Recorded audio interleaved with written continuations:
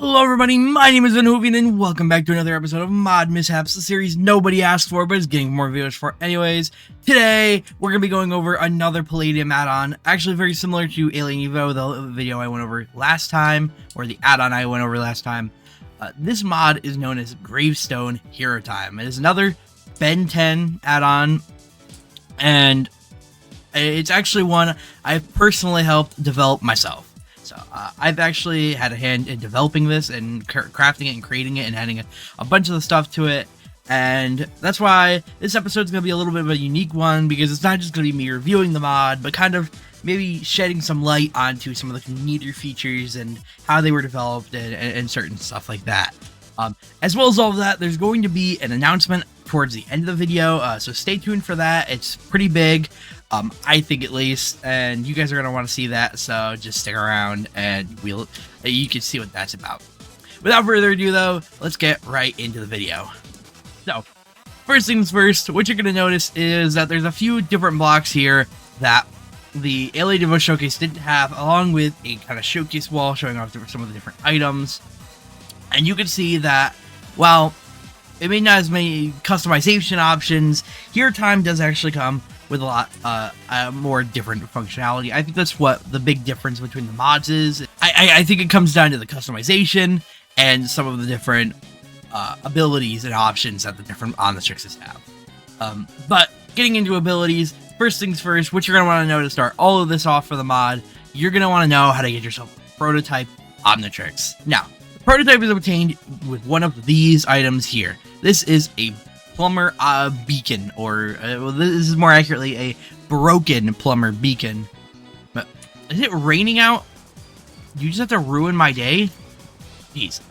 But the broken Plumber beacon is acquired one way through one structure that I have conveniently set over here.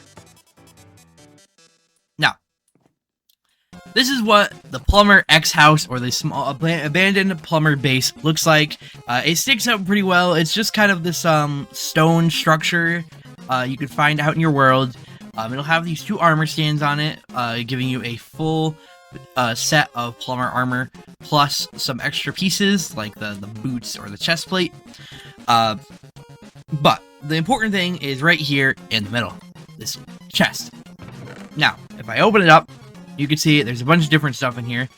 The blueprint, you're going to actually, if you find one of these are kind of rare, so you might want to keep these, and I'll explain what they're important for in a minute.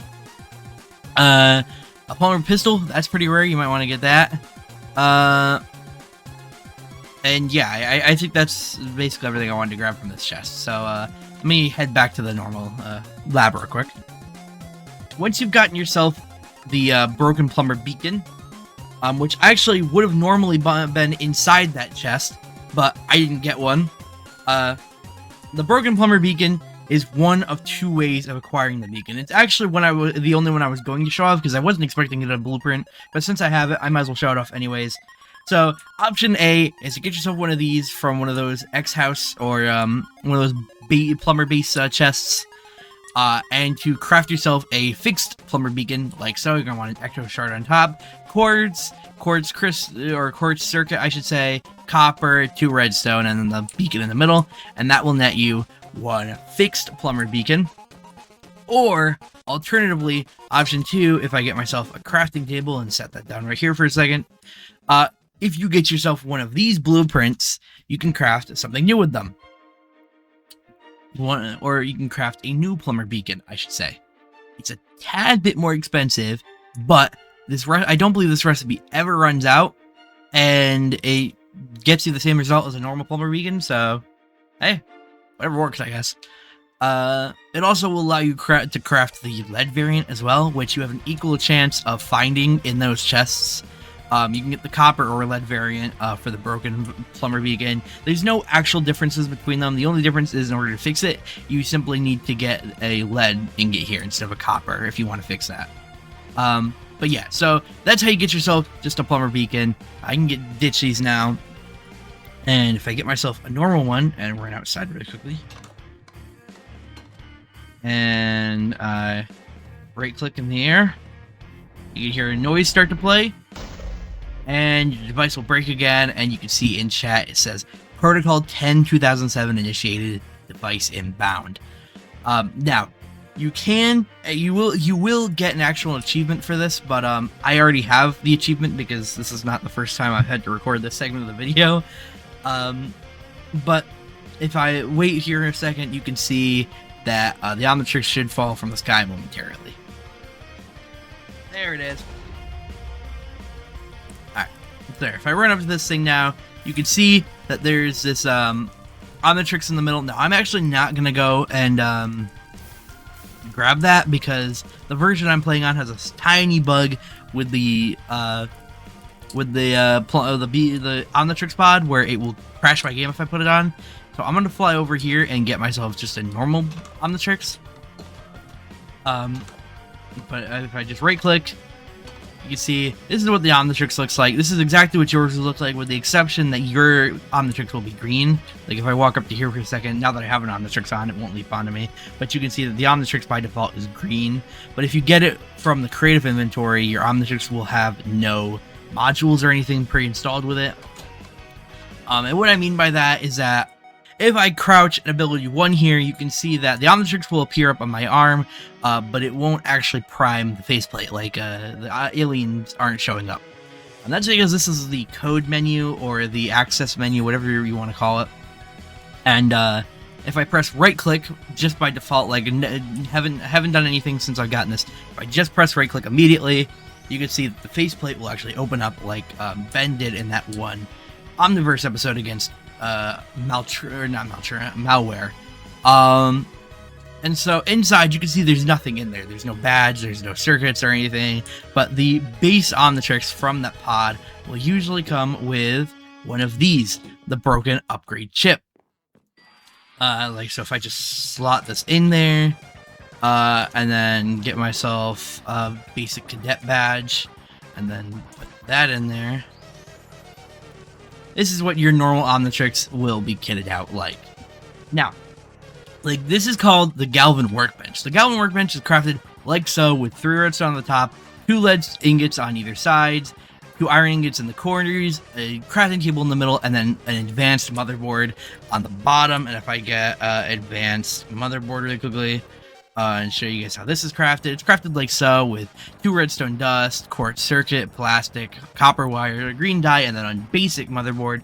And then this is the crafting recipe for the basic motherboard. It's 2 green dye, copper wires, a CPU, 2 plastic, quartz circuit, and copper wires crafted like this. And then the CPU is crafted like this. Alternatively for the CPUs, the abandoned plumber base I was just at a few minutes ago will actually have those in them. You actually might have noticed that I got some weird green chips out of there, and those are CPUs, and so you might want to hold on to those if you get them. Now, the sole purpose of the Galvan workbench is to basically craft different various technologies for your Omnitrix and for your aliens, such as like you can get the Galvan armor that's shown in Omniverse. You can get some different upgrade chips that augment your Omnitrix's functionality in different ways, different stuff like that. Now, the way that the Galvan workbench functions is with these blueprints right here. Now, you might have noticed that the Plumber beacon blueprint is actually in here, but this actually doesn't belong in here because, unlike other blueprints, this one has a direct crafting recipe where you can just shove it in a crafting table. These ones do not. If I try and put it in a crafting table, see, I'm pressing the U button to look at the uses for this item, and there are none, because it doesn't go in a crafting table. It goes in the workbench here. Let's find one. We'll go with 1.8.1, this upgrade chip really quickly. So if I shift for it, let's click it, you can see it goes right in there. And then if I go into cheat mode for a second here, and then grab some water buckets, I need 4 of those. Let me put 4 water buckets here. And if I put the CPU right in the middle, bam, you can see I get the upgrade chip 1.8.1. Now what this actually does is, if I take everything out here for a second, remove badge, and then go to the next upgrade slot and place that in there. The way you run this menu, by the way, is you can see the abilities in the bottom right, but so the second ability puts in and takes out the badge, and if the badge is in, you can't actually put your upgrades in or take them out. So you need to remove the badge, and then you use ability 4, either crouching or non-crouching, to go back and forth, and then ability 3 to actually take in or take out the different upgrades. Anyways, so if I right click again, you can see the Omnitrix accepts the upgrade. And then if I transform into Ripjaws, assuming it gives it to me, you can see that there's like this blue collar around him now. This will probably get a different texture at some point in the future. But this is what the respirator looks like for right now. And as long as I'm wearing this, I won't actually dry up on land. I'll be able to breathe on land just like I would be able to do in water. The way you get these, by the way, I should have gone over this, is you're going to need yourself some blue paper, which is obtained really easily. It's a light blue dye, and a piece of paper will net you 1 blue paper. Blue paper and quill is blue paper, a feather, and an ink sac to get you blue paper and quill. And then the only way to actually use these is if I turn into gray matter really quickly, and then I hold out the blue paper and quill, and you can see there's a blueprint menu right here, ability 4. If I just press that button, or hold it, you can see there's a menu that comes up with some images of all the different stuff, and then I right click and the blueprint will turn into the one I was currently selecting. So yeah, that's basically it for blueprints. Now, moving on to some of the various customizations that the Omnitrix has. You saw earlier that I opened this barrel and grabbed a badge out, but these badges come in all shapes and sizes. That's a lie, they don't actually come in all shapes and sizes. They're the exact same size and the exact same shape. So I've lied to you. But currently the only obtainable badges, I believe, are the basic cadet badge I have right now in my Omnitrix, the green one, the ground force cadet badge, the red one, and then the pride badge, which you can get from wandering traders. This badge is obtained from, where is it? This structure right here. Did I die here? When did I die here? Yeah, this monument right here, or this structure, is called the Hamster Monument, which is a dedication to a YouTuber. And if I come over here and I open this trapdoor here and I right click on this chest, you can see that in here I get the Ground Force Cadet badge and then the smithing template for the Mana Omnitrix. This actually does nothing right now, but will have functionality in the future. But for right now, it does absolutely nothing. Anyways, moving on again. So these badges, outside of the badges I've just mentioned, the green, pride, and red badges, those are the only 3 that are obtainable. The rest of these are creative only for the moment, but there will actually be obtainment for these in the future. But that's basically it for the customization for the prototype. There is one more customization option. If I go into my actual inventory and you see this little pen icon here, this is for Palladium accessories, and if I click on this, you can see that there's an Omnitrix alt button here. So if I click on this, you can see a list of different alts. This is like Ben 23 alt, for example, which makes my Omnitrix looks like Ben 23s from Omniverse. If I prime that, you can see a little bit more what I mean. And like I could put the badge in really quickly for him. I believe he's the Marine Cadet. So let me take that badge out and put that badge in. Yeah, I think that's the right color for him. So yeah, this is what like Ben 23s would look like. And then if I go back into the tab, you can see Double 10, which is a reference to a YouTube series made by the guy that this monument is to. There's also another upgrade that you might have noticed in here. The where is it? It's the D0.3. Which adds the uniforms from that series into the game, so that your aliens will look like the aliens from that series. And so it's kind of just like a darker version of the normal Omnitrix with a slightly less shading, and I think it's a tiny bit smaller too. But yeah, so that's what the Double 10 alt looks like. The Gwen 10 alt looks just as you'd expect if I grab the, I believe the Head Medic, or it's one of these. I think it's Head Medic is what I want to go for though. Pull open the faceplate. Does that look right? No, I think it's a bit too dim. Right there, that's it. Right there. So here's what Gwen 10s look like from the Omniverse episode. And then if I go to the Reboot alt, this is reference to obviously the Reboot series. And so it's got, I think this looks really cool. It's probably my favorite alt The only thing that really changes is a little bit of the coloring, but the major change that you can probably already notice is that these bands that wrap around here glow now, and that they glow the color of your badge, which I think is really neat. Now these alts are purely cosmetic for the watch. They don't actually change any of your aliens or anything by default, so you don't have to worry about, you know, getting the reboot alt and then turning into reboot stinkfly. Ugh.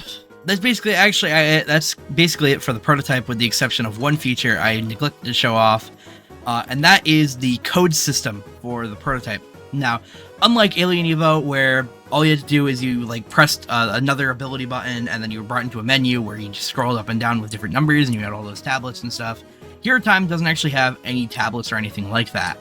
The only way to discover your codes in HeroTime for the prototype, as of this moment, is to literally just guess. Just scroll up and down until you find it. There's actually people who have developed a Python script for the mod that will allow you to actually, it'll go through all the possible permutations of the codes for you. The only issue is that you should have to be watching, because otherwise you'll have no clue if you actually hit a code or not.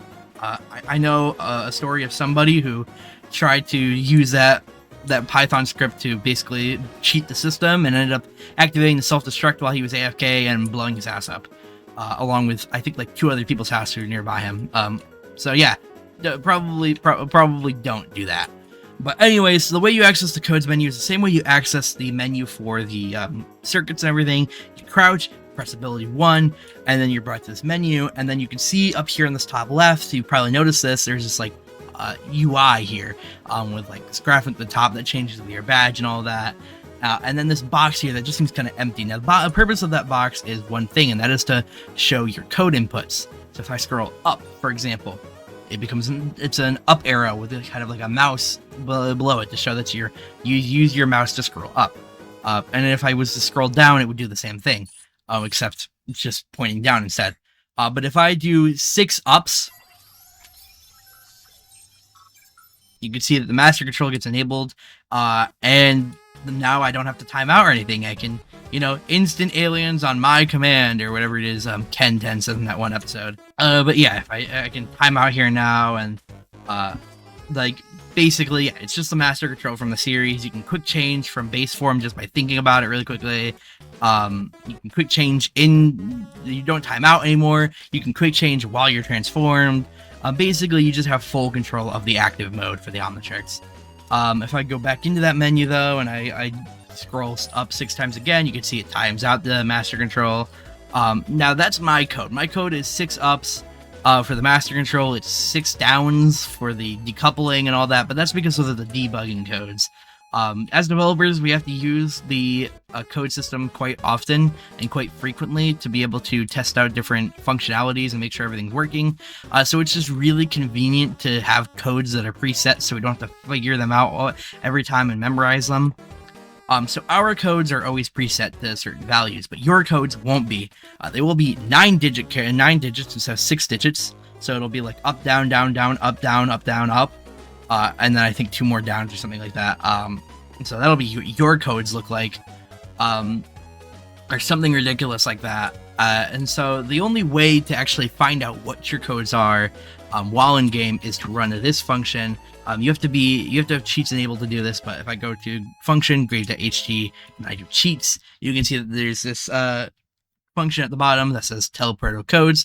And if I hit enter, it will tell you that your code's cheat sheet. So it tells me what my master control code is, which is 111111, which 1 is up, 3 is down. Alien unlocking code, it shows that, SDM code, and the core removal code.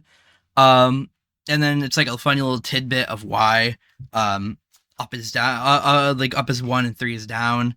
You do read these numbers, by the way, from right to left.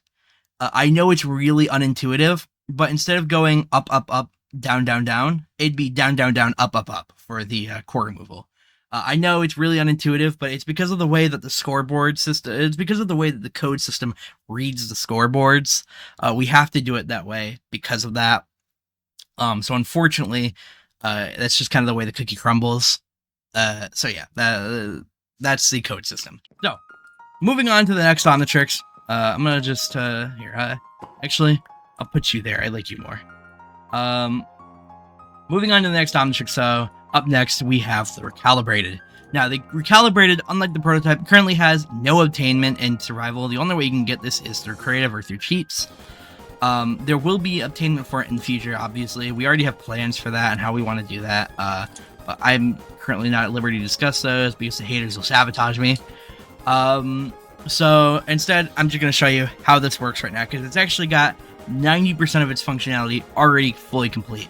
So, if I right-click while I have my Omnitrix in hand, I won't go on because I forgot about that one. Because I took off the prototype the wrong way. There we go. Now it goes on. So this is what your prototype looks like, or this is what your recal looks like when you first get it. It's got this kind of green core with a white base, and the reason that the base is white is because it doesn't actually have a cover on it. What do I mean by that? I mean these things. These are known as omni bands or plastic bands or recal bands, whatever you want to call them. There are 20, I want to say 23 of them in total. If I just type band here, I believe there are 23 in total. Yeah, 23. 24. Never mind, I lied. Yeah, there's 24 bands. I probably could have just counted here by doing simple math, but I digress. They're crafted as such. All the crafting recipes follow this. It's just for plastic, and then whatever material you want in the middle. So if it's a color you want, then you put the green dye in the middle, or the respective dye in the middle. If you want a material band, like the titanium or the lead, then you put that ingot in the middle. And the way you get plastic is this is like so. You can smelt or blast nether quartz to get yourself one piece of plastic, and that's how you do that. You're gonna need a lot of plastic from some of the different recipes here, but oh, I can sort them. That's kind of cool, actually. I like that. But I'll just throw on the green band because that's what Ben always uses. So throw this on. You crouch and right click while having the item in your hand to put it on, and there you go. Omnitrix is now green on the base. Now, the Recal's customization is a lot more advanced than the prototypes. That is by design. Part of the design philosophy for the way we're doing things is we want the quality of life for the different Omnitrixes to be different. The prototype is obviously the first. It's really buggy. It's got different issues. And so it's actually going to have bugs that we leave in there intentionally.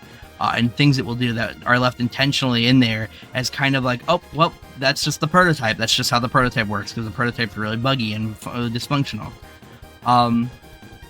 And so the system, we could add all of this to the prototype, but we don't, because this system is a lot more advanced, and therefore we believe it fits the recal a lot better than it fits the prototype. The system I'm referring to is the ocolor system. So ocolor is a command that you can run even without cheats, and if I just hit space, you can see that there are 4 entries it wants here. It wants hex 1, hex 2, hex 3, hex 4. This is for hex codes. Hex codes are a notation or a system to be able to basically turn characters into colors or colors into character, so that you can basically type colors out as strings. So if I want white, I put like F6 times, and then I paste that a bunch of times. I'm actually not going to do this because the last time I tried doing this for this recording, I crashed my game because I put something in wrong. So I'm not going to do that again. But if you know how hex codes work, this should become pretty easily. You should understand this. If you don't, though, and you're like me, there's another command for you called the ocolorpreset command. If I hit space, you can see that there are a bunch of different options here. There's, boo, brown, cyan, dark green, blue, blaze, black, yellow, white, ven. How did that get here? And so if I put in, for example, let's put in Peter, this is what my Omnitrix looks like now. It looks like, I guess, Peter Griffin's colors. I don't know how it does, but supposedly it does. If I put in Boo, which is like one of my favorites, I get this kind of nice blue, this almost kind of like a cyan. And so these are just easy ways of getting a cool looking Omnitrix, a customizable one, without having to go through all the trouble of learning hex codes and messing around and seeing what looks nicest to you. But for those who are artistically inspired, which I am not, you might have a lot of fun with this system. So the recal doesn't have different chips and stuff like the upgrade chips like the prototype does.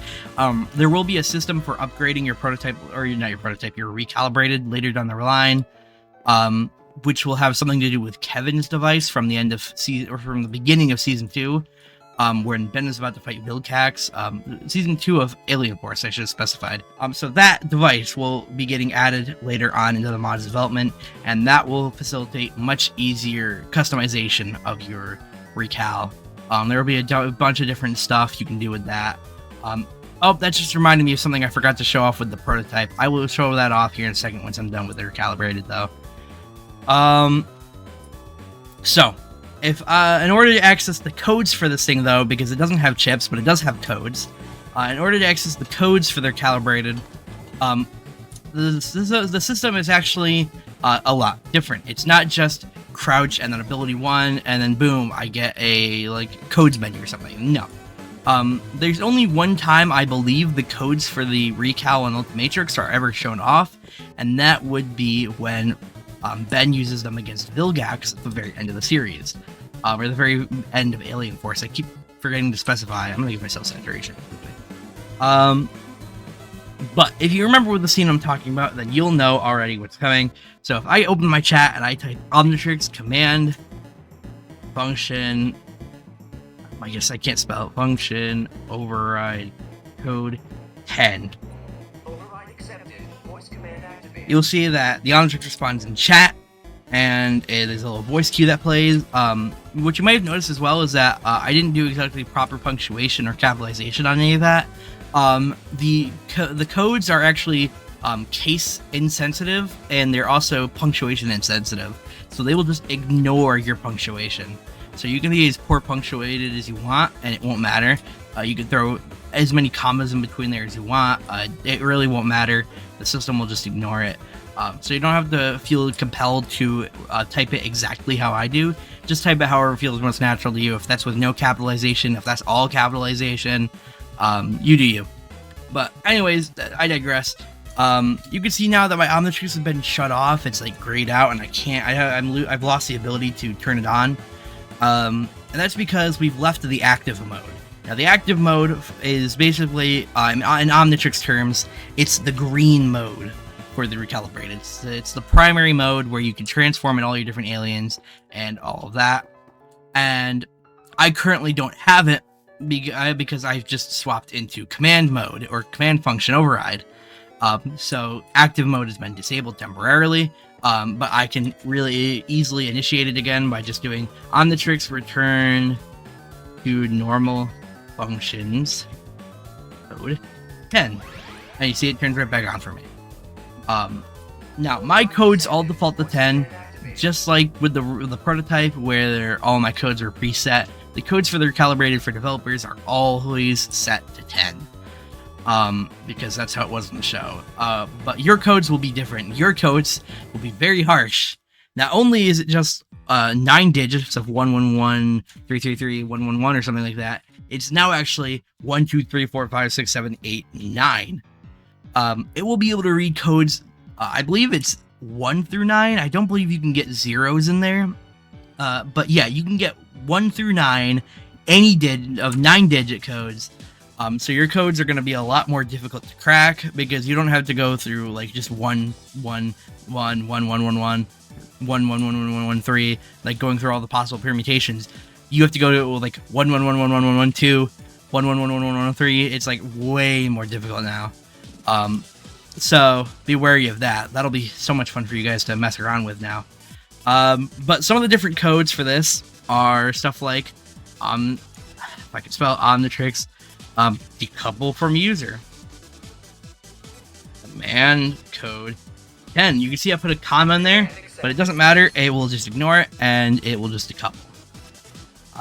And I can put it right back on easy as pie. I can do command function override code 10, and then I can release for couplings. And you see, yeah, I'll put like NGS, and then I'll put a period in there, and then command comma code 10.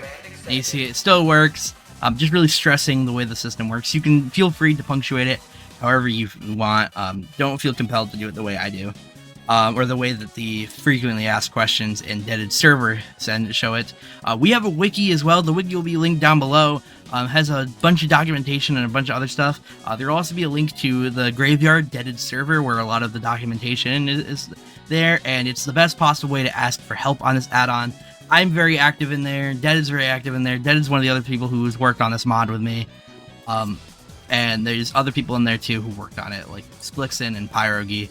Those guys are awesome. So definitely go join his server and say, hey, I came from Ben's video or something like that. I don't know, whatever you guys want to do. But anyways, if I slap that back in here, you see it turns right back on. There is the last thing I want to show off is the last code I want to show off for him. Or for him?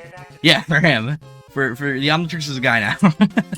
The last code I want to show off for the Omnitrix is the self-destruct, because it's a reference to that one scene with Vilgax. So if I put self-destruct in, and then let's call it 10 seconds, because the number here is actually variable. So if you can do 10 seconds, you can't actually do, it's always in seconds. I'm going to set it up in the future so that you can put like 10 hours, 10 minutes, however many seconds you want to do in here though. So like, let's say self-destruct in 10 seconds, command code 10, and then in 10 seconds, and it should be right about now, or now. There you go. So you see, I blow up, Omnitrix is now gone. So that's basically the recalibrated. I know I said it had just as much functionality as the prototype, but the prototype has a bunch of code, like codes. There's a bunch of different like cheats, or not cheats, chips. That's what I'm trying to think of. Has a bunch of different chips. I probably should have shown off the Plumber armor as well. It's basically just diamond armor. The only exception, or not diamond, I think it's netherite equivalent. Yeah, it's basically just netherite armor, except it gives you water breathing when you're wearing the helmet. That's the only, or no, I guess you have to be wearing the full set. Interesting, I didn't know that. I thought it was only if you were wearing the helmet. But yeah, if you're wearing the full set, it gives you water breathing, and then if I put it back on here. And then there's the, oh, come on, give it. There. And then there's the Plumber pistol as well. The way you use these is you have to get these energy cells. They're crafted like so, with an advanced battery, redstone lamp, 2 iron ingots, iron nugget, a glass pane nets you 3 of these. Advanced battery is crafted like this with 2 basic batteries, nether quartz, and 2 iron ingots. Basic battery is crafted like this. So it's a bit of an involved crafting recipe. But once you get a few of these going, if you can get 8 of them, you could just craft 1 advanced battery, to just refill the 8 and just keep using those 8 over and over again. The empty energy cells stack to 64, and you can actually get a Plumber scientist villager. I actually forgot these guys existed, so I probably should have set one of these guys up in here. Basically, you need to get one of these blocks, a signal receiver, to make him interested in Plumber tech, and then you can give him emeralds, and he'll give you empty energy cells, which you can then refill with the advanced batteries I just showed a second ago. But yeah. The empty cells stack to 64, but the charged ones only stack to 16. And if I right-click with here, it will consume 1 normal energy cell for 25 shots of... actually, I think it's like decent damage. I have a dummy set up over here I can just show the damage off really quick with. So it's 5 damage. It's not amazing, but like it's not bad either, actually. It's a pretty decent... like damage output here. So yeah, that's basically it for the Plumber tech, but I probably should have shown that off earlier. I can show off the Galvan stuff as well really quickly while I'm here anyways. So let me just become a Galvan really quickly. This is actually a really good time to segue into another system that HeroTime has that I don't believe any other Benton add-on at the moment has. But if I do superpower set, and this is the only way to do it right now, but in the future there will be survival obtainment, and then there will be actual like commands to set this up if you want to have run a server with this system on it. But if I do superpower set grave.omni.MC, and then I want to be, let's say, Galvan, I can become a Galvan out the Omnitrix, and you can see my eyes are blue because that's what the Galvan eyes default to, is blue. But as you can see, actually, hold on. No, it's because I had this tag still, which the recal gave me. But there we go. Now you can see my eyes are green. That's what they're supposed to be. Because I was like, wait a minute, the Galvan eyes are blue. That doesn't make any sense. Yeah, my eyes will default to green. That's what your eyes will look like, and I'm just a Galvan now. I'm not an alien or a transformation. I'm just a Galvan.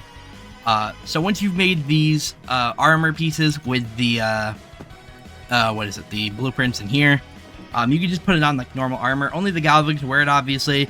This is what you look like with it on. I think it looks pretty cool. And then you get flight, and you can kind of fly around. The Galvans can still use the Plumber guns, so if you want to have a gun to be able to shoot at people with and just kind of fly around out here, you can do that. And it kind of makes gray matter a little more useful. But the only downside is you'll have to keep this armor on you at all times in case you accidentally mistransform in order for it to have any real use. But there you go. That's the Galvan armor. It makes you a bit faster, a bit stronger, jump a little higher, stuff like that. So, but yeah, you could basically become any alien in this mod. Any of the transformations you can just become without the Omnitrix. If you want to play as that alien, if you want to do a playthrough as a different alien, we'll have some different commands set up for servers that want to like maybe have players roll a random alien when they first join the server.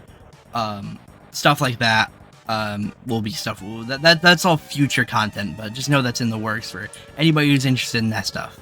So, moving on to the Ultimatrix. The Ultimatrix is actually not that dissimilar from the Recalibrated. It's very much the same kind of framework, in much the same way that the Ultimatrix was kind of an upgraded version of the Recalibrated. Basically, the Ultimatrix retains all the systems that the Recalibrated had, with the exception of codes.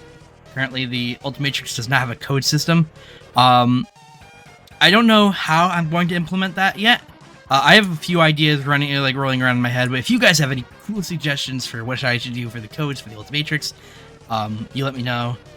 And I will read through all of your guys' comments and suggestions. I love hearing feedback from you guys. But the only thing that the Ultimatrix has that the Recalibrated does not is, if I find the Necrophrygian here, is ultimate aliens. Obviously, that's like the one thing the Ultimatrix is known for. So, if I press ability 5 to enter the Omnitrix menu, you can see alongside the timer on the energy bar, the detransform button for ability 2, there's a third ability, which is, ability 1 is detransform, but ability 2 is going ultimate.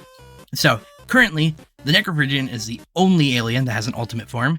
For those of you who don't know, we decided to actually revamp. Oh, this is what Big Chill looks like, by the way, for anyone who is interested. His name doesn't default to Big Chill, that's just what I have it set to. He's got some pretty cool moves. He can fly, turn intangible, obviously, all the stuff that normal Big Chill in the series could do, and then you guys like freeze breath and all that. But one of the things that we decided to do with Big Chill, we took some liberties on, is his ultimate form. We thought the ultimate form for Big Chill in the original UAF was kind of boring. It was just kind of red Big Chill, and he did fire instead of ice. It's kind of boring. So we decided to take some artistic liberties with Ultimate Big Chill in this series, or in this mod. So if I transform into him, you'll see my name gets set to Ultimate Big Chill, and this is what the Ultimate Necrophrygian looks like. Or I should say, one of the variants of the Ultimate Necrophrygian. I'll elaborate a little further on that. The Ultimatrix is a device that works in, basically it works by forcing the DNA of the alien you're currently transformed into basically a, what's the phrase I want to use here? Let me give myself master control real quick while I'm doing this. That's the command, by the way. If you want to give yourself master control on any Omnitrix, you just give yourself this tag.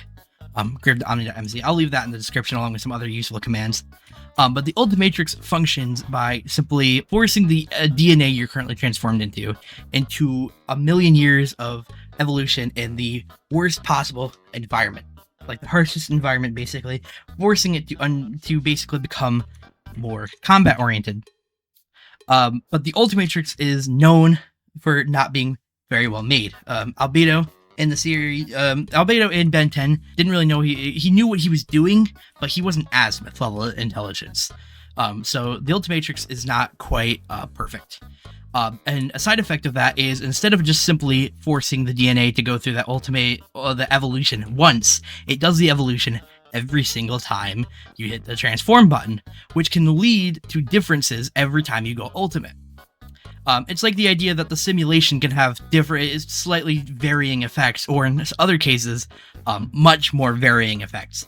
So currently, only one of these variants of Ultimate DNA is available for Big Chill. That is the Phoenix or the Dragon form.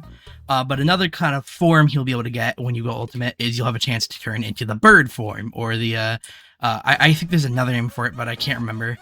But the Bird form will be a lot slimmer. Whereas the Phoenix form kind of focuses on combat and strength, and like fire and kind of like all the normal stuff. That it's kind of similar to how Ultimate Big Chill works on the normal series, except he's a lot beefier. He doesn't fly as fast. I believe he can still go intangible, and he can like put fire out, but he also can heal people. This is an ability he has, which will be reworked in the future, but for right now it's just a basic healing aura that applies healing to yourself and anyone around you when you activate it. But the bird will be a lot slimmer, like the wings will actually be able to fit around your body, and you'll still be able to cloak yourself up. He'll be a lot faster, a lot more nimble, and like while he still probably will have fire-based abilities, he's likely to have a lot more differences. I can't really get into what the differences are because, frankly, I don't really know exactly how he's going to turn out. But I just kind of wanted to give you guys more deeper understanding of how the system is being constructed, and kind of our design philosophy behind that. So that's Ultimate Big Chill. That's basically all there is to him. He's pretty simple for right now. You can kind of time yourself out of Ultimates just by, pressing the normal detransform button. And you can only detransform once you've done that, so you have to go from Ultimate to normal to human. And yeah, while I'm here, I might as well show off the naming system as well, since I mentioned it earlier. So for all aliens, and this is a thing that's available to anybody, regardless of like whether you're opt or not, there's a command called grave.omni.MC.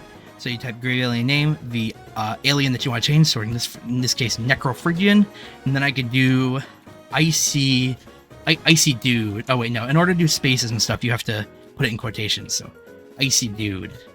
And there you go. Now I'm set to Icy Dude, and if I go Ultimate, I become Ultimate Icy Dude. That's a really basic. It's a pretty basic system. It works very well though. I think it's really cool. So yeah, there's Ultimate Big Chill. In the Ultimatrix. So I do want to show off a few aliens, namely Loadar, because he's the one I worked all by myself to make. He's the one I understand the most, and the one I'd be able to give the best overview on. And I want to leave a lot of the aliens for you guys to go into game and learn about yourself, because I really do feel like this mod deserves your attention, and I think you'd have a lot of fun doing it. So without further ado, let's get into the aliens.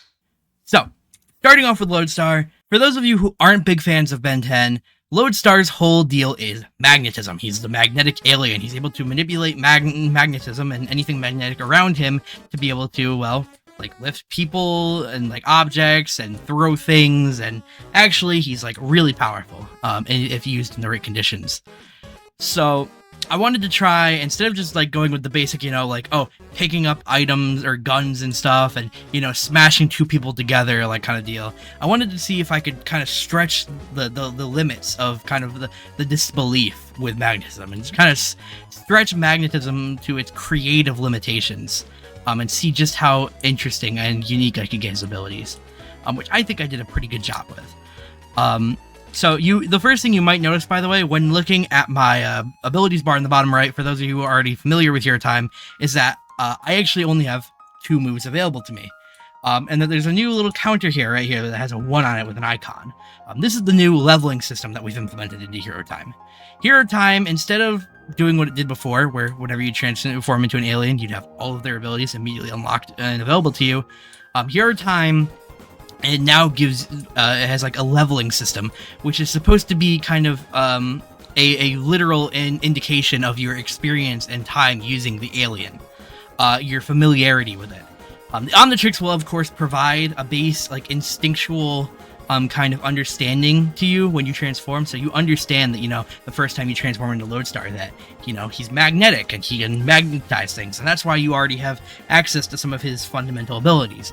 But in order to really kind of access and tap into the full range of his power, you need to be more familiar with it, and you need to be familiar enough to be able to be creative with Loadstar and his abilities. So when you start off with a Loadstar, he will have two abilities available to you. Ability 1 is the kind of base magnetism, or basic magnetism. It's right now it is my pull or attract.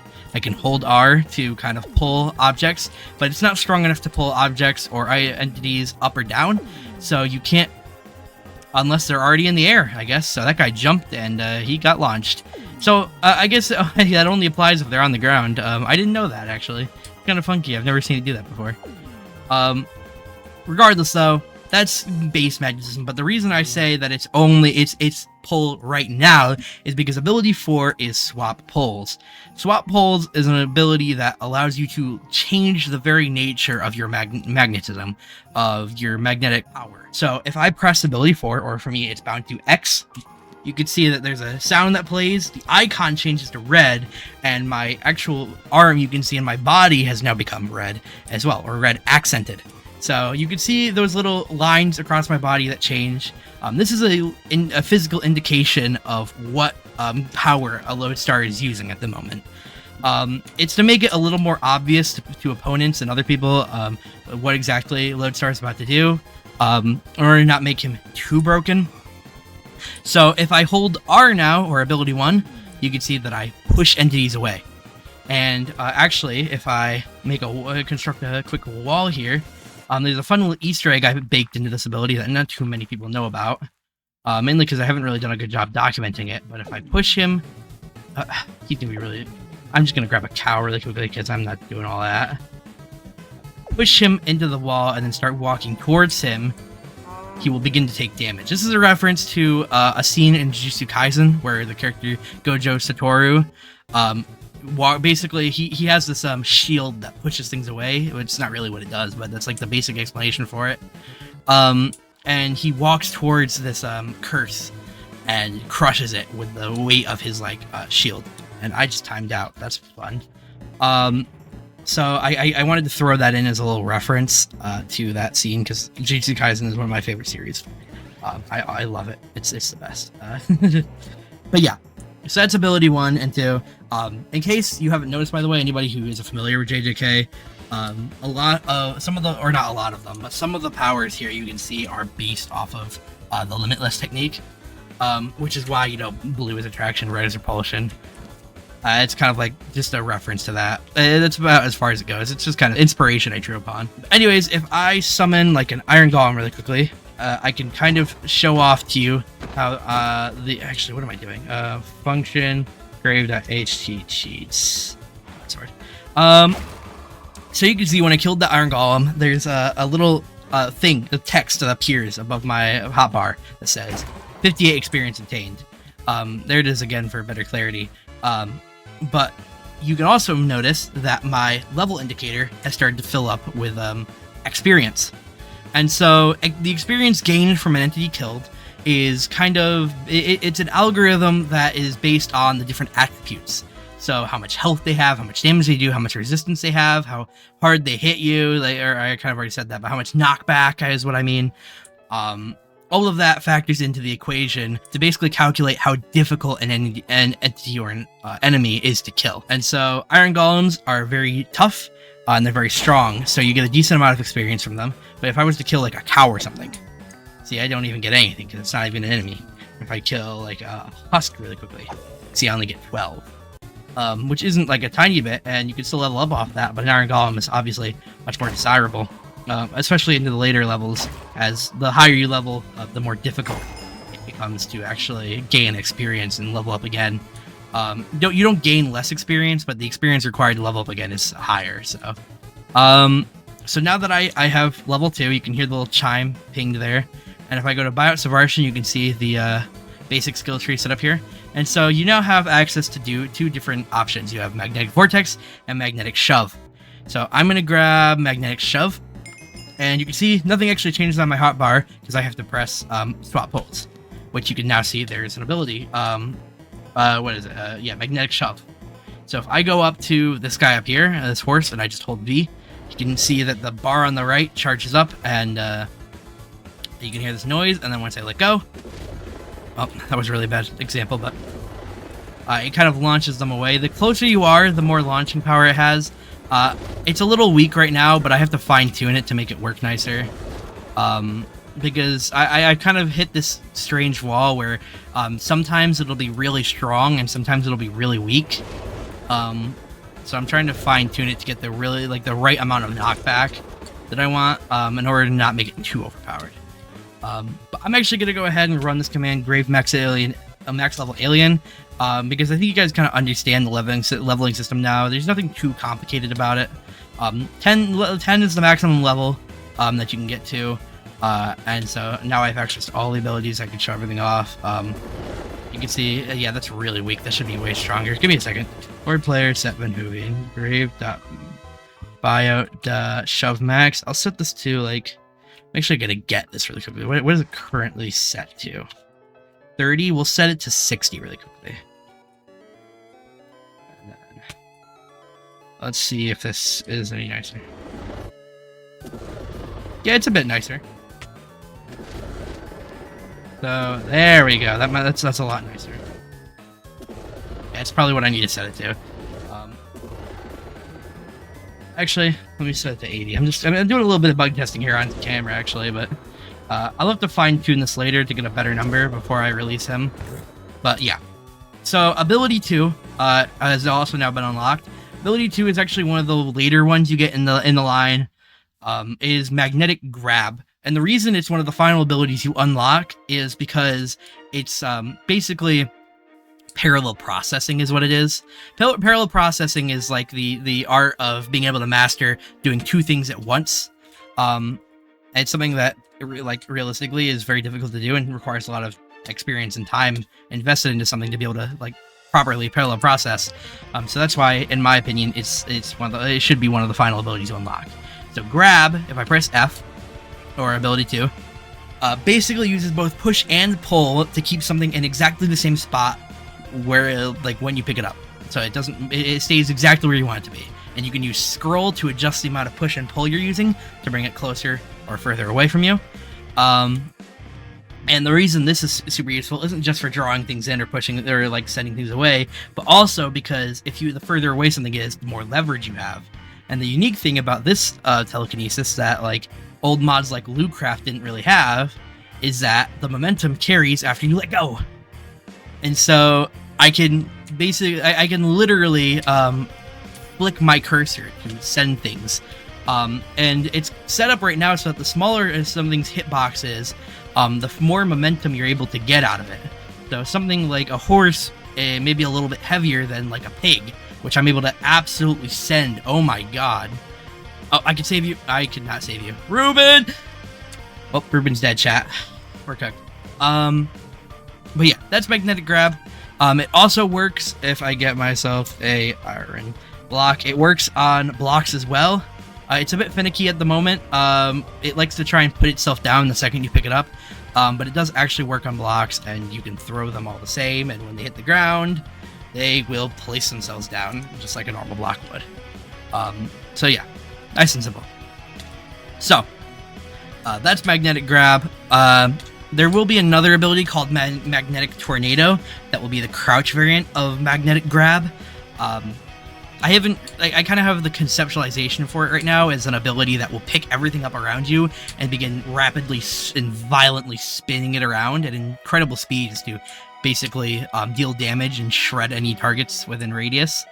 But that's not completed yet, so it's not implemented. But Vortex and Shove, the ability 3 variants for Repel and Attract, have crouch variants, which I will show off both of them right now. I need to get a command for this though really quick. Give me 2 seconds. If I run this command, and I can give myself some armor stands holding iron axes, and then I run another command to turn them into golden axes, I can show you the ability that took me so long to make, magnetic disarming. So magnetic disarming, as you would imagine, disarms your opponents from whatever item they're holding, so long as the item they're holding is magnetic. And gold, famously, isn't magnetic, and so it will not be drawn into my body when I activate this ability. As you can see, only the iron axes were pulled towards me. The gold axes stayed in exactly the same spot. Oh, here's another side effect I forgot to mention. Alright, so I might as well explain this right now. So one of Loadstar's other abilities is titled Magnetic Personality. And what it does, so if I put this down, it draws magnetic items towards you, including magnetic items stored within containers like an Omnitrix, which is magnetic. The completed isn't finished yet, so I haven't had time to set up the tag for it, so the completed isn't drawn towards me, but the recalibrated, the Ultimatrix, and the prototype were all just drawn towards me just now. As you could probably tell. Likewise, if I get an item like an iron ingot and I drop it, it will immediately return to my inventory because it's magnetic, and so it sticks to me. I cannot drop it. So if you manage to use the unlocking code to get Loadstar with the prototype, which is something you could do, because there is a code that unlocks new aliens for you. And if you get that code and you get Loadstar, and you don't have Master Control, and you transform into Loadstar, you are stuck not being able to drop magnetic items for the next 5 minutes until you time out. Loads of fun. Okay, that was an unintentional joke. But yeah, so that's magnetic disarming, and that's magnetic personality as well. There's one more ability I have to show off, and then that's it for Loadstar. In order to do that, I'm gonna have to make it night, and then I'm gonna have to summon myself some skeletons. So I'll summon me some skeletons really quickly. And then I'm just going to go into survival and crouch and hold B. And you can see that basically all of the arrows and projectiles that are thrown towards me begin getting pushed away from my body as they approach me. It's like it creates like this sphere around you that cannot be like hit by anything. This is the repelling shield. And it's basically just like a really basic defense. You have to crouch when you're using it, so you kind of leave yourself in a vulnerable position where you can't move, and it does have a limit to how long you can use it for before it will run out and disable itself. So use it sparingly. It's a very powerful ability if used correctly, and will have some new functionalities as well as a actual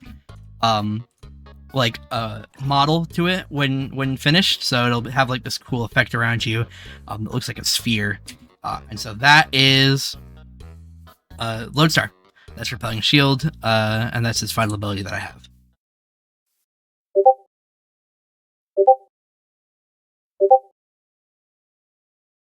Alrighty. Well, if you're watching this video, you most likely know about the announcement that was made in my Discord server a few days ago. Now, I said that this video was supposed to come out yesterday. Unfortunately, it's coming out today. I know, I had some issues. I'm actually re-recording this segment really quickly because I didn't think it did a good job last time, and honestly, I just kind of want to. I enjoy playing this mod and messing around with this. So, this is going to be the official announcement on my YouTube channel for a new project I'm starting called Ringbound. Ringbound is going to be a half mod, half add-on for Palladium. Basically what that means is like half of it's going to be a normal Minecraft mod for Fabric, and the other half is going to be a Palladium add-on using Palladium's functionalities, because it's really quaint and I like using Palladium. So what I'm just going to kind of walk you through really quickly what I'm looking to add with this mod and what I currently have. So what I'm planning to add for this mod is a few systems kind of replicating a lot of Sonic's movement, which I already have. I'll get to that later. I want, basic momentum, boosting, but it's going to be kind of, somewhat like I want to try and meet halfway between adventure style gameplay and like boost formula gameplay. Kind of similar to what Sonic Frontiers did, except without some of the cyberspace stuff. Actually, without any of the cyberspace stuff, more accurately. So alongside that, there's going to be, transformations with the Chaos Emeralds. I've already shown off the models for that. There's going to be different variations. This is a Sonic model right now, but there are 16 different variants for Ringbound. Currently, this is white. This is like kind of gray. You know, we have a tan, red, whatever this is, skin color. This is shadow. This is like, I actually have no clue what this is. This kind of looks like Supersonic 2, actually. 7 is classic. 8 is modern. 9 is whatever this is. 11 is a variant from, actually I think 9 and 10, I mean, are references to Super Smash Bros. Also, I should preface, I didn't make these models or these textures. They were made by Deaded and Zen, who works on the Gravestone HeroTime mod, which this is all coming out in the same video, so I think I've already talked about him. I'm recording this after the fact. 11 is this guy. 12 is a reference to Scourge, my goat. 13 is this guy. 14, this guy. Actually, I feel like I recognize that look. 15 is kind of more of a hot pink, and then 16 is Deaded's variant. This is kind of his like signature colors with the half black, half purple. I prefer to rock either 8 or 5. You know, so I'll rock Shadow for the rest of the video. But we have a bunch of different transformations. We have Supersonic, we have Supersonic 2, we're gonna have the Werehog, we're gonna have Darkspine, we're gonna have Excalibur Sonic, or Caliburn Sonic, I think is what his name is. We're gonna have Dark Sonic, we're gonna have, I've shown this off in the teasers, but there's gonna be Metal Sonic's gonna be a thing. That's not a transformation, but it's another variant of Sonic. The whole robotics expert system, which is basically what I'm calling like Dr. Eggman's class. Robotics expert's going to be a whole other thing, but the main focus of it is going to be the Mobian-inspired robots. Basically, throughout the game, you're going to be able to find these ruins, these structures all throughout the map.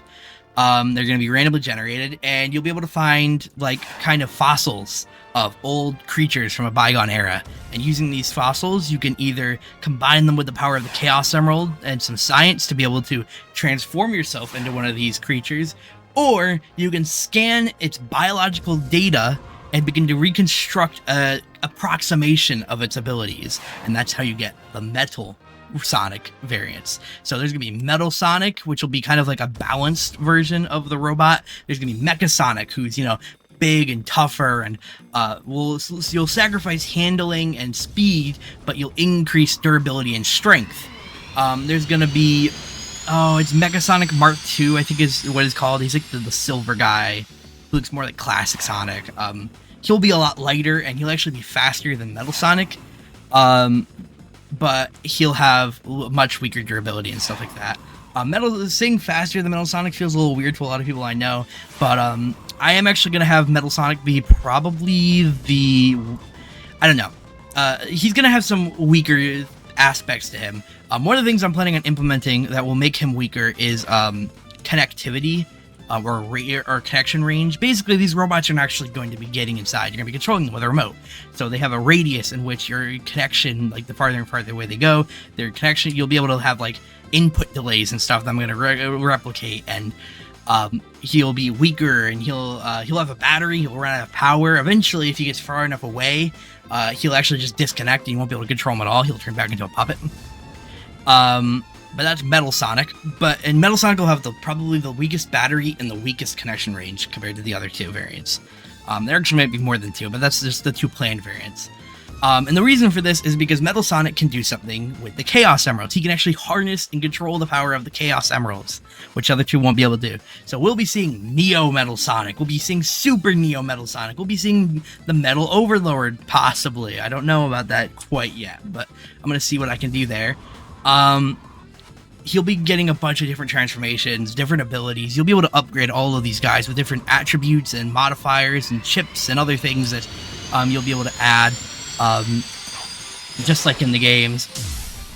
I just noticed that Shadow's missing his like red highlights and all of his other quills. It's a little strange. This is what the spin ball or the ball model looks like. You get it by jumping, or if while running you crouch. You'll go into a ball form, and then you have to right-click to unfurl or uncurl yourself.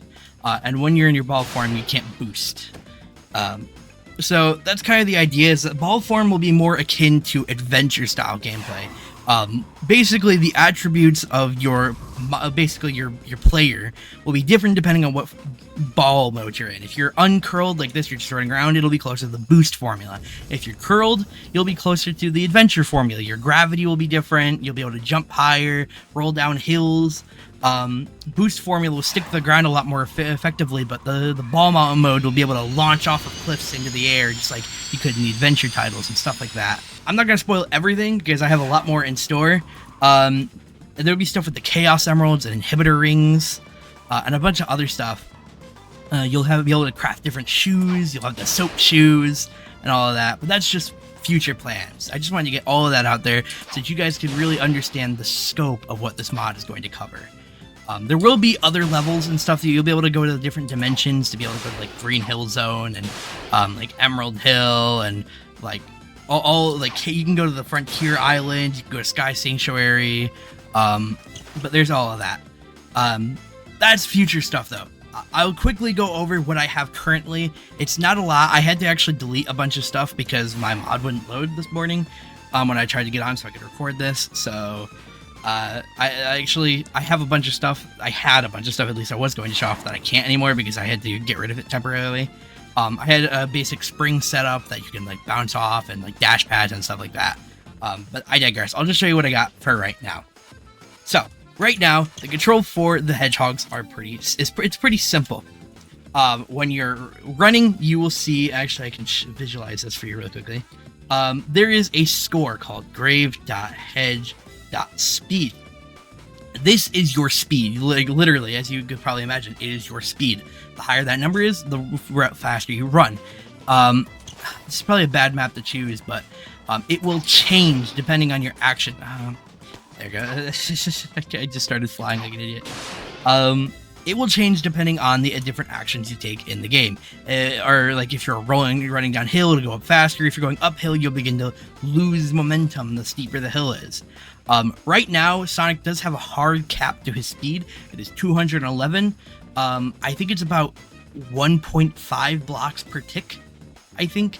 So it's about what? It's like 30 blocks a second, which is actually pretty good. But you might be noticing on my right, there is a meter, a blue meter, and right next to it, and there's an ability tied to the right click. This, as you could probably imagine, is the boost meter. The boost is pretty simple, actually. It doesn't have a lot to it, but I think it's probably one of my favorite things that I've made so far.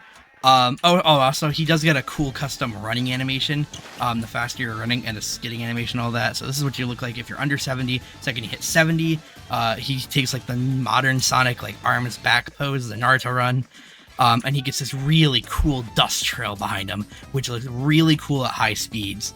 As you're like literally kicking up dust behind you. I don't have an ocean around here. Oh, and there's the quick dash, the quick step, by the way.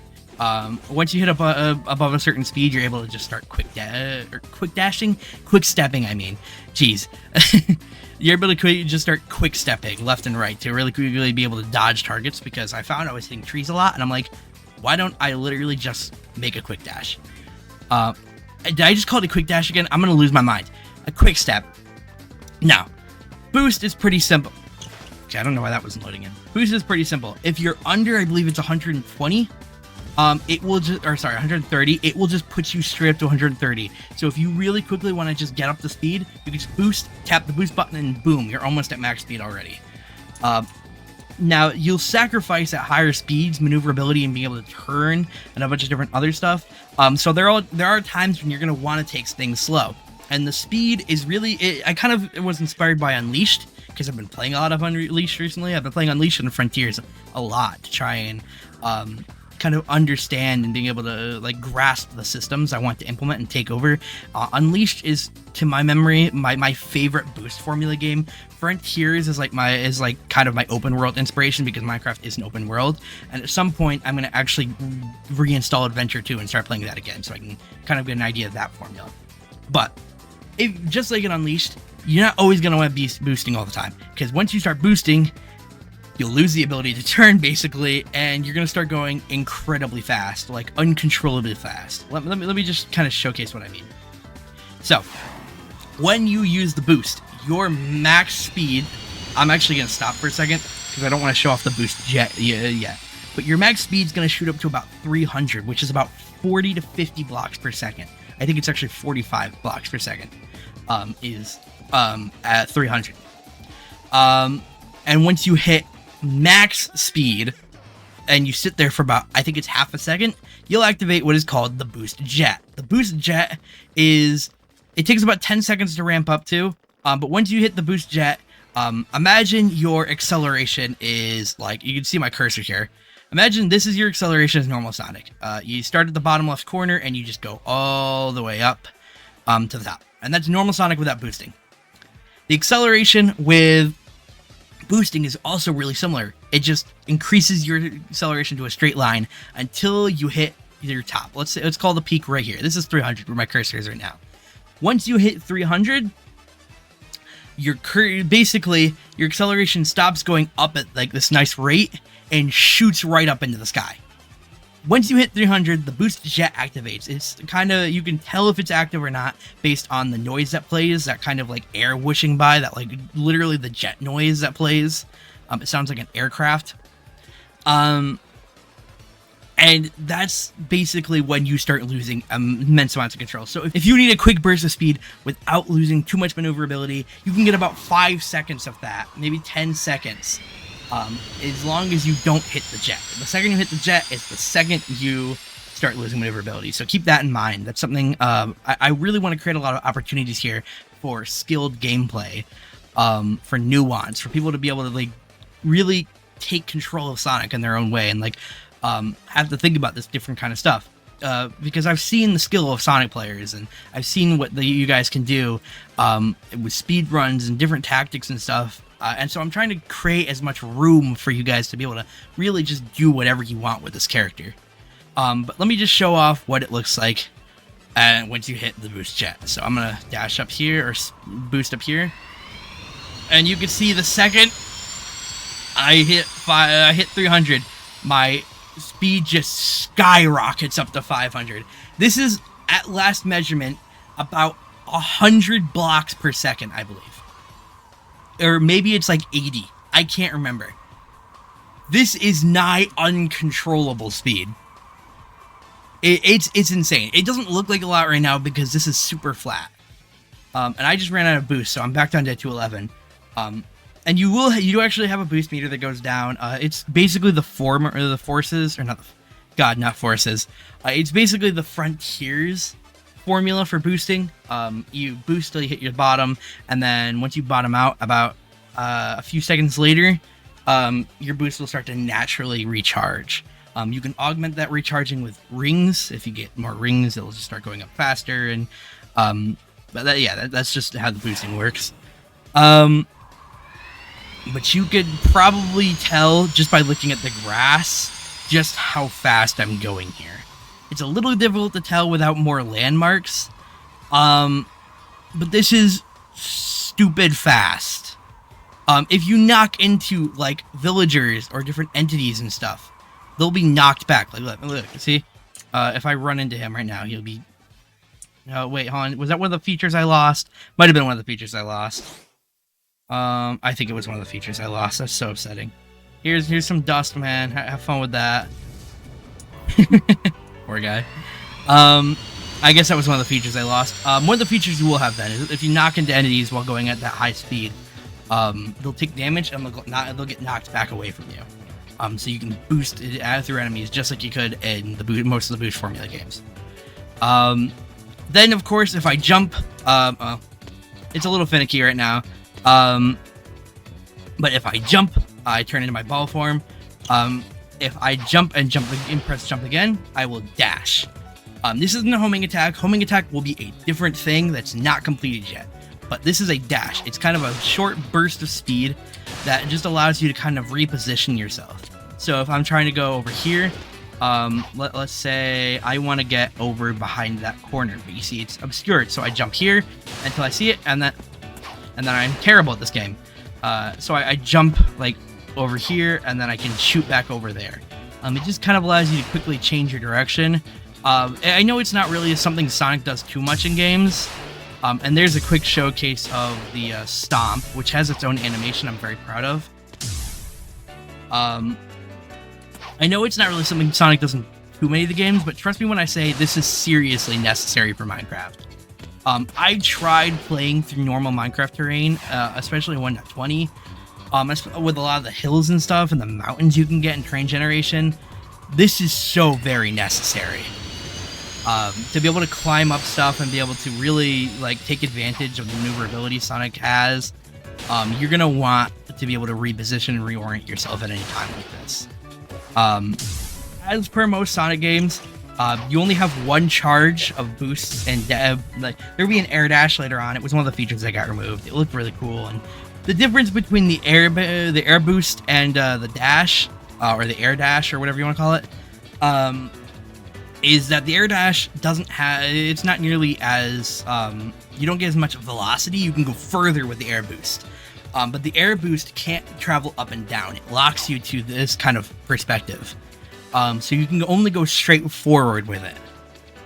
Instead of being able to go like up or down to like get an extra boost of speed, or being able to just kind of go wherever you're looking. So that's kind of one of the things I think you should take in consideration. I did take the only thing I like out of Forces, the boost jump. It's one of the features that once again got removed. All the cool stuff got removed. I'm so upset about it. But if you jumped while boosting, you'd get this really cool jump arc. Rolling does actually have a purpose. It's basically Sonic's slide. If you hold control, you can actually see that I get lower to the ground as I do this, and I start going slower. That's because if you hold control, instead of just pressing it, you'll actually kind of like do a slide. It's disguised as kind of a ball rolling, so it's a little bit difficult to like show, but you'll be able to go under half slabs. And be able to fit there. You can already fit through one block gaps. As Sonic, he's like literally tiny. But if you're rolling / sliding, you'll be able to fit under half block gaps. And yeah, I think that's pretty cool. That's all I got for right now, unfortunately. A lot of this is just models and stuff. I've been working on getting the assets done. I want to work on a logo and a trailer, and some other stuff I want to show off. That'll all be coming in the next coming weeks. If you want to follow progress more actively, go to my Discord server. It's going to be linked below. I have a teasers channel and some other stuff set up down there where I'll be posting updates and regular content releases to keep you guys in the know and like show you guys what's going on. This has kind of been a thrown together little thing I'm putting together here right now. It's kind of been like a thrown together review of Ringbound because I had a lot of mod problems. I'm trying to get the world loaded up today. So that is really all she wrote. That's all I got for today. But thank you guys so much for watching this video. If you enjoyed, as always, like, comment, subscribe, do all that fun stuff. I'm really looking forward to making this add-on and showing you guys what I'm making. Both HeroTime and Ringbound alike. I'm still gonna be working on HeroTime. Don't get me wrong. But a lot of my focus is shifting over to this for right now. So really, let me know what you guys think. But that is all for today's video.